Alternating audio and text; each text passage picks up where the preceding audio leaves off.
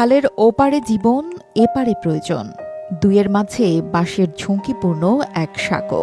বর্ষা মৌসুমে খালটি উত্তাল হয়ে ওঠে, আর তখনই গ্রামের মানুষের জীবনে নামে চরম দুর্ভোগ। সেতু না থাকায় বাঁশের তৈরি একটি অস্থায়ী সাঁকোই তাদের একমাত্র ভরসা। জীবনের ঝুঁকি নিয়ে প্রতিদিন যাতায়াত করে কোমলমতি শিক্ষার্থী সহ সকল শ্রেণী পেশার মানুষ। আস্তে আস্তে বড় হইতেছি আর শুনতেছি যে ওই জায়গাতে একটা ব্রিজ দেওয়া হবে।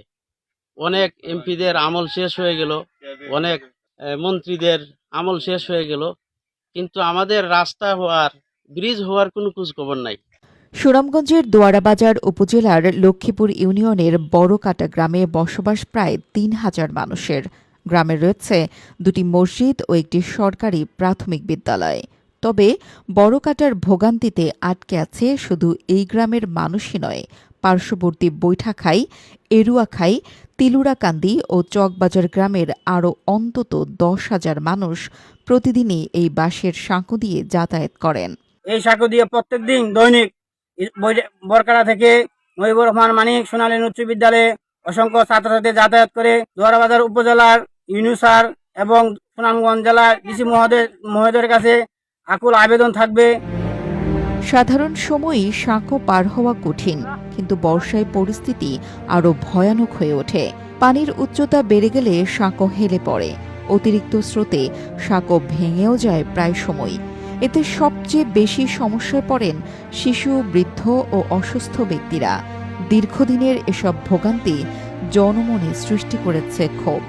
এই ব্রিজের লাগে সরকারের দ্বারা অনুরোধ চাইছি, এমপি আয়া খালি ওকে করে যা, কিন্তু আমরা পাশাপাশি এটা স্কুল হয়েছে, স্কুলের মধ্যে আমরা ছাত্রগুলো যাইবার কোনো প্রয়োজন নাই।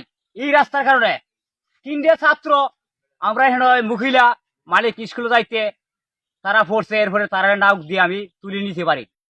স্থানীয়দের দাবি, গত ১৫ বছর ধরে সরকারের বিভিন্ন উন্নয়ন প্রকল্প এলেও বড়কাটা ও আশেপাশের এলাকার এই মৌলিক সমস্যার কোনো সমাধান হয়নি।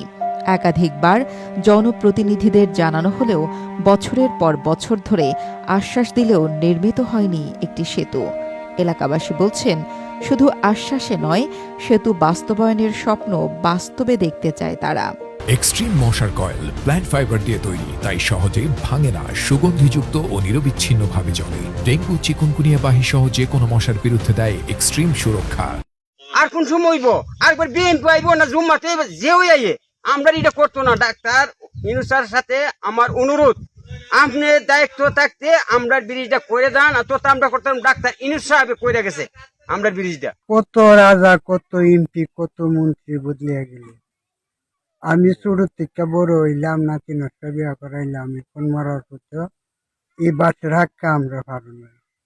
আমরা এই এলাকার মানুষ বা এই বাংলাদেশের মানুষ আমরা দেখেন।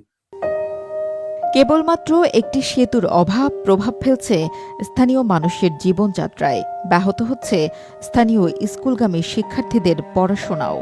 বর্ষাকালে আমার বিদ্যালয়ে শিক্ষার্থীদের উপস্থিতি খুবই কম থাকে। তার কারণ, কোমলমতি শিক্ষার্থীরা বর্ষাকালে লম্বা বাঁশের সাঁকো পেরিয়ে বিদ্যালয়ে আসতে পারে না। আমার বিদ্যালয়ের 2 জন সহকারী শিক্ষক মহিলা ও 1 জন সহকারী শিক্ষক পুরুষ।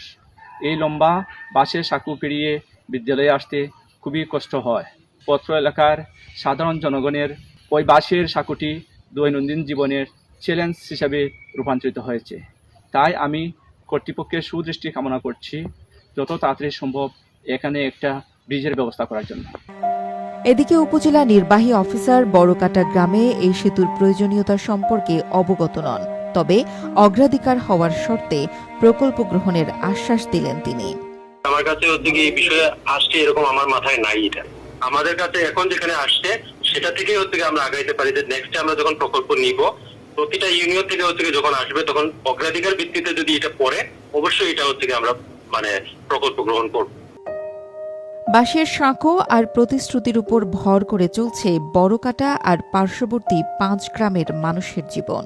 প্রতিদিন চলাচলে ঝুঁকি, চিকিৎসা নিতে বিড়ম্বনা, শিক্ষার পথে প্রতিবন্ধকতা, সব মিলিয়ে এক অন্তহীন দুর্ভোগ থেকে মুক্তি চায় এলাকাবাসী।